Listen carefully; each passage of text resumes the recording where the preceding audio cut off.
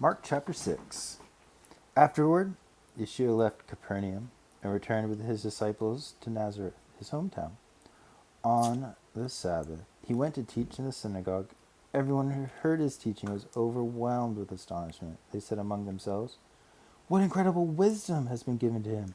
Where did he get such profound insights?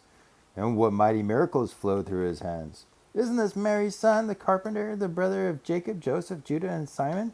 And don't his sisters all live here in Nazareth?" And they took offense at him. Yeshua said to them, "A prophet is treated with honor everywhere except in his own hometown, among his relatives, and in his own house."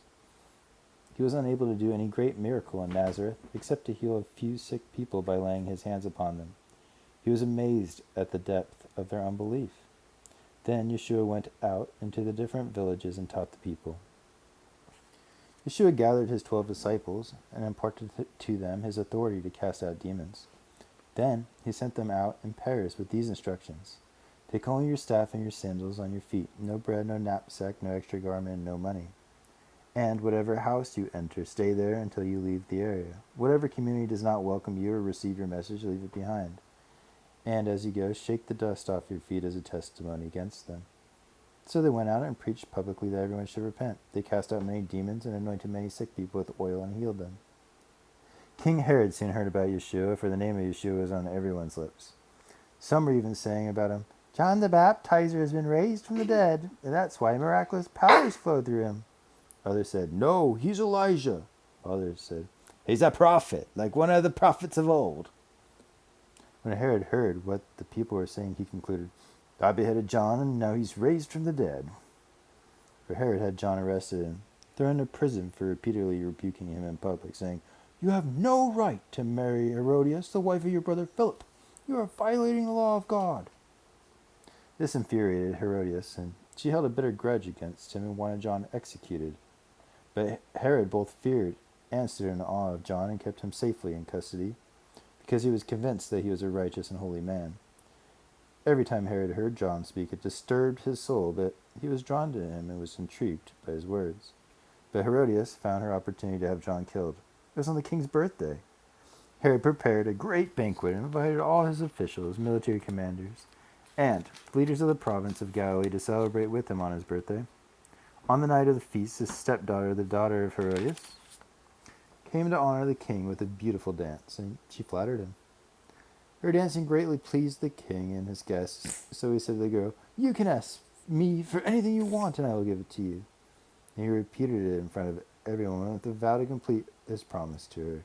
"Anything you desire, and it will be yours. I'll even share my kingdom with you." She immediately left the room and said to her mother, "What should I ask for?" Her mother answered, "The head of John the Baptist on a platter." So she hurried back to the king and made a request. "I want you to bring me the head of John the Baptist on a platter, and I want it right now." Deeply grieved, the king regretted his promise to her, but since he had made his vow in front of all his honored guests, he couldn't deny her request.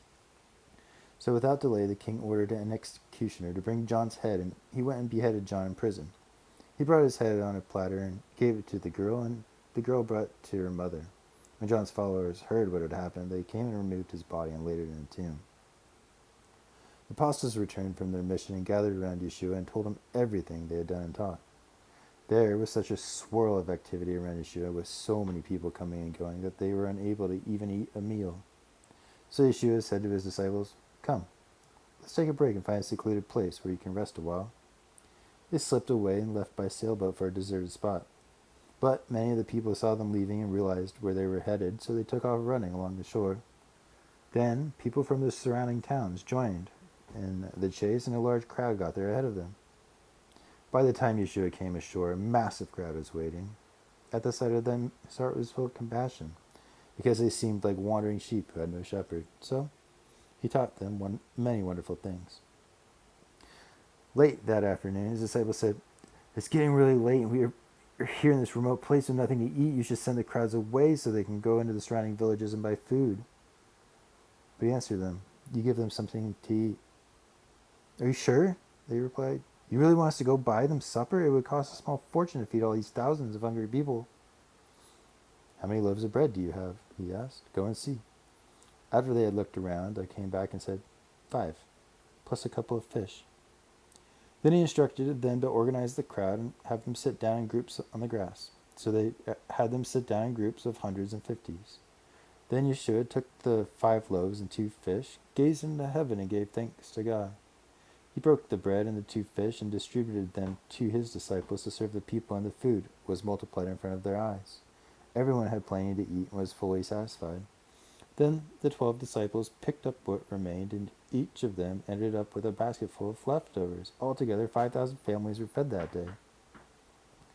After everyone had their meal, Yeshua instructed his disciples to get back into the boat and go on ahead of him and sail off to the other side of Bethsaida.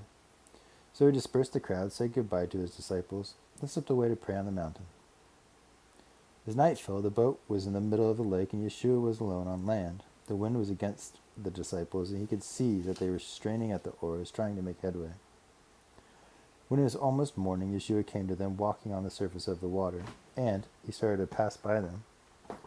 When they all saw him walking on the waves, they thought he was a ghost and screamed out in terror, but he said to them at once, "Don't yield to fear, have courage, it's really me. I am." Then he came closer and climbed into the boat with them, and immediately the stormy wind became still. They were completely and utterly overwhelmed with astonishment. Their doubting hearts had not grasped his authority and power over all things, in spite of just having witnessed the miraculous feeding. They made landfall at Gennesaret and anchored there. The moment they got out of the boat, everyone recognized that it was Yeshua the healer, so they ran throughout the region, telling the people, "Bring all the sick, even those too sick to walk, and bring them on mats."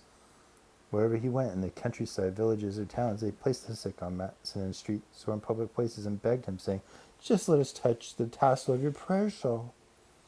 And all who touched him were instantly healed.